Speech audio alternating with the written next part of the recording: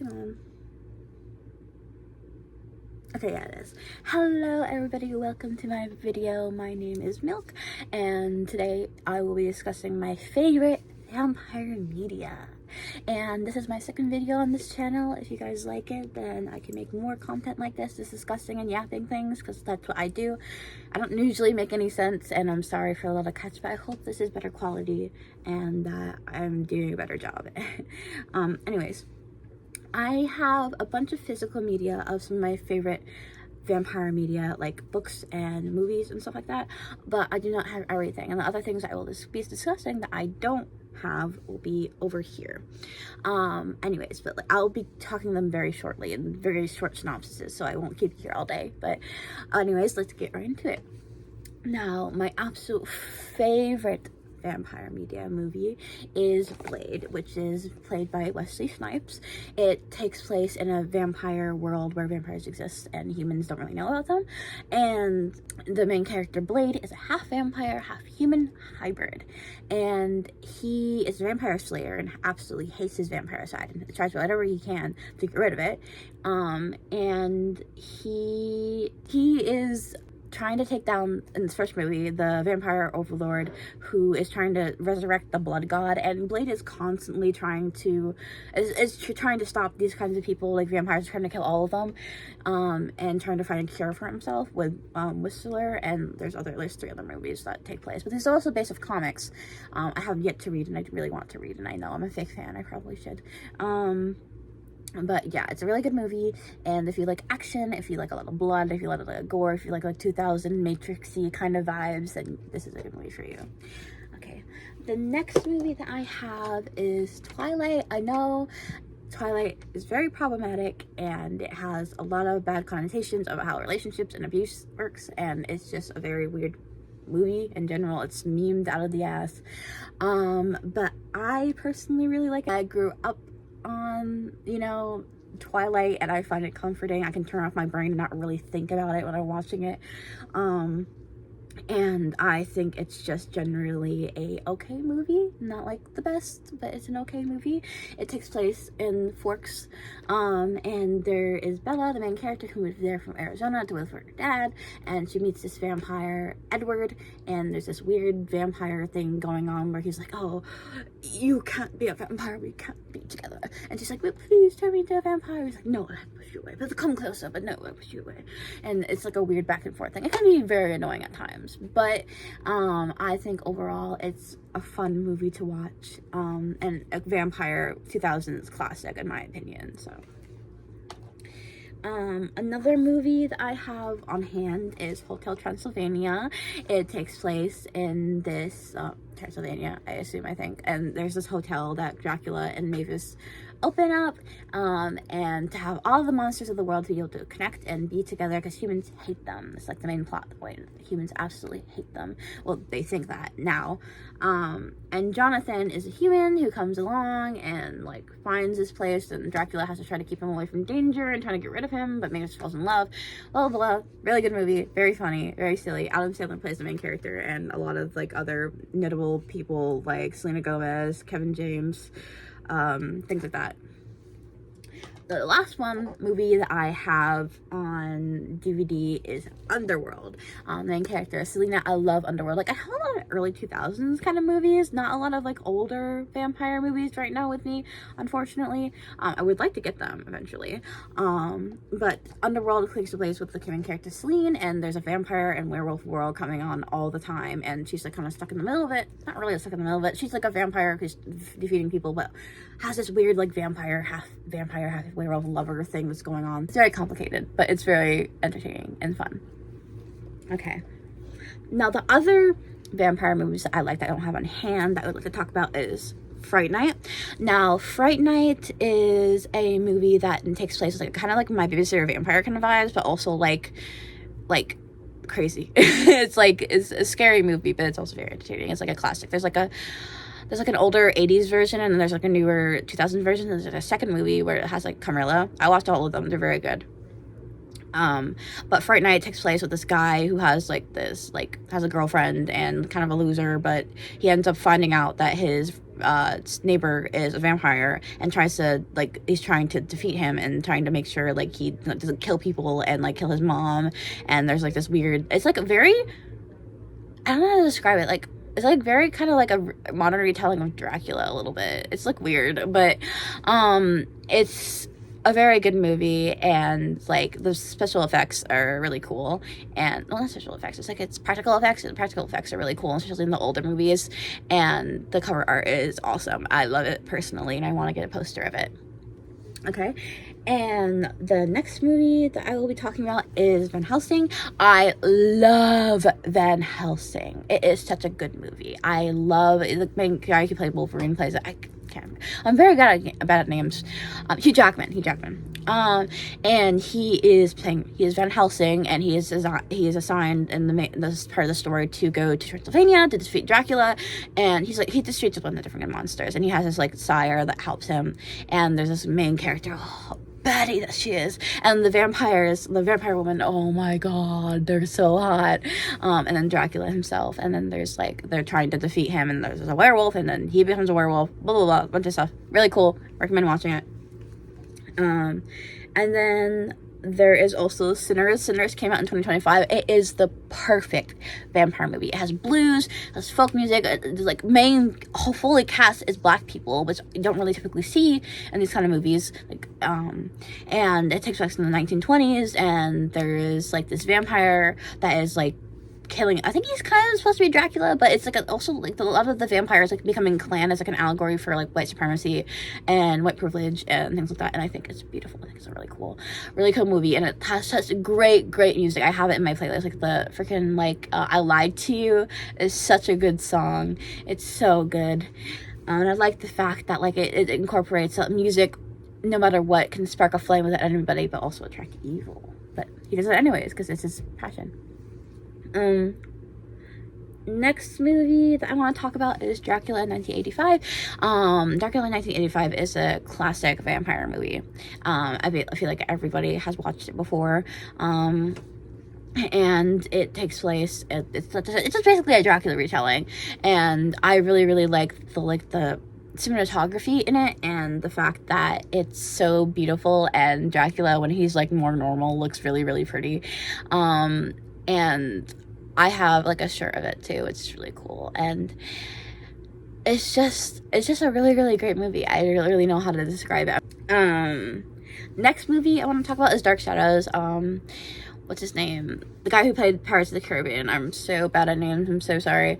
But what's his name?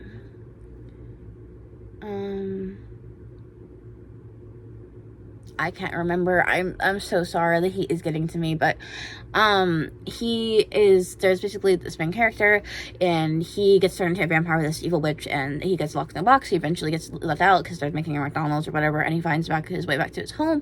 And there's, like, a bunch of, like, there's a werewolf girl, and there's, like, a not witch doctor, but there's like a witch, and then there's like the mom, and then there's, like, this weird doctor lady. He kills a bunch of people, but, like, he is the predecessor to the line of family of what he was, and he gets it back up and running. And then the witch, who was jealous of him, also there's main character, the girl who can, like, see ghosts, and who is, like, the main character Barnabas is, like, long lost wife thingy.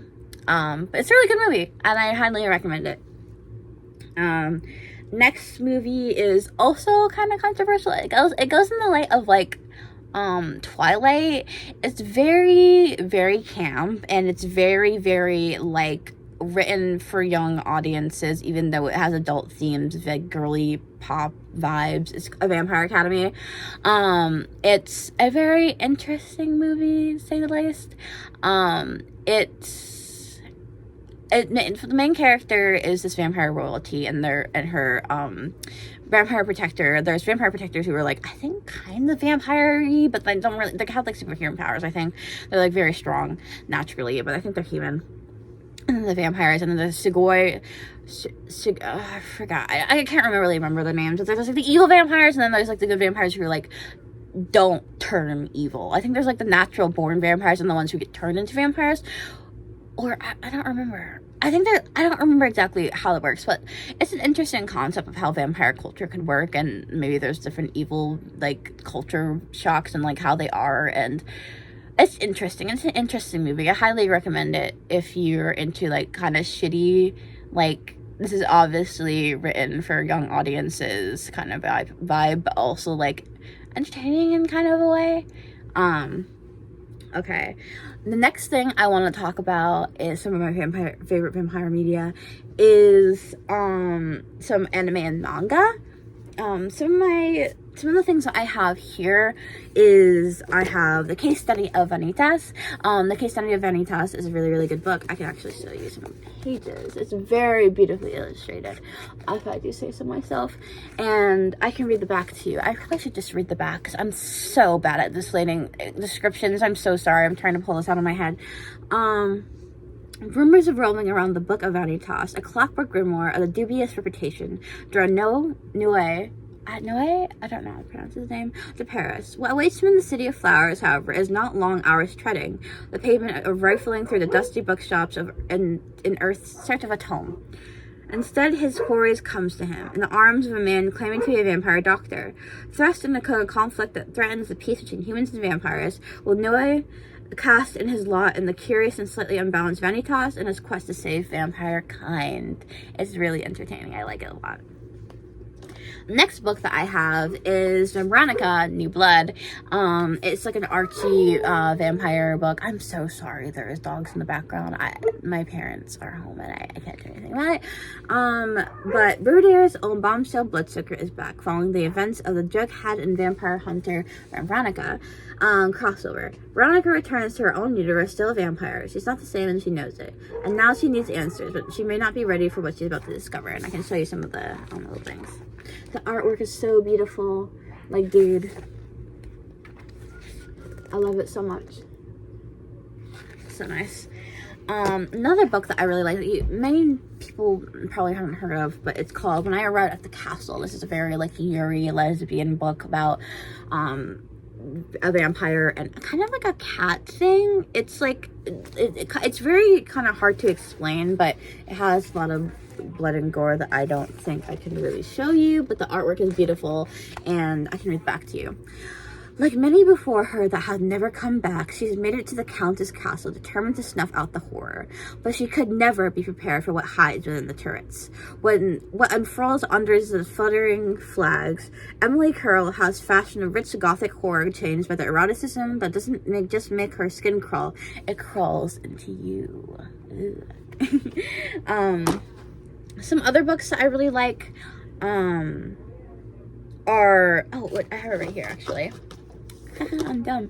Carmilla is so good, and not a lot of people know about it. I have a highly big debate that I think Carmilla should have a really, really big, like, breakthrough movie made by a big producer that is, or like a small producer that blows up, because there's not really many that are. There are Camilla books and like there are Camilla like movies, but they're not as big as like Nosferatu or Dracula 85 or Van Helsing. There's not really a lot of things that are like talk about Carmilla. And she is before Dracula. She predates him by like I think 25 years, and it is a classic vampire literature. I highly recommend it. All right, next book I will be talking about is actually no, I lied. I'll be talking about some manga too. I already kind of talked about manga, but I'm going to talk about anime too. Castlevania. I love Castlevania. It's such a good like TV series, and also it's a video game.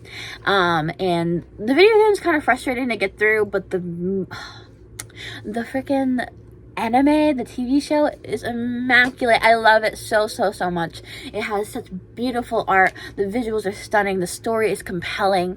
It's just great. I highly recommend it if you love vampire media and you also love anime, and if you love like video games. I also have Devil's Line. Devil's Line is a very interesting anime. It's a little bit erotic, it's very romancy, but it's a very interesting take on vampires too, and how they're kind of controlled by the government and they're snuffed out if not, they don't comply. There's also the main character, Anzai, is like a police worker who works with the vampires, and the main girl who somehow gets thrown into all of this. I don't really remember. And then there is Vampire in the Garden, but it's actually made by the creator of Naruto, I believe, and it's a very, very good, like, apocalyptic, post-apocalyptic, no, it's an apocalyptic story, like, about war and different things like that, and it's just a beautiful, beautiful, beautiful story, and this vampire is trying to help this lady, this little girl, and she loves her, and it's like has this like maternal instincts to protect her from this war that's going on between the vampires and the humans. It's really good. And I believe that is it. I think. Well, I guess that's it. I don't really have much else to talk about. But I hope you guys enjoyed, and give me a thumbs up if you do, and any suggestions that you want to make if I need to make anything new. But yeah, I hope you enjoyed, and I will see you guys later. Bye.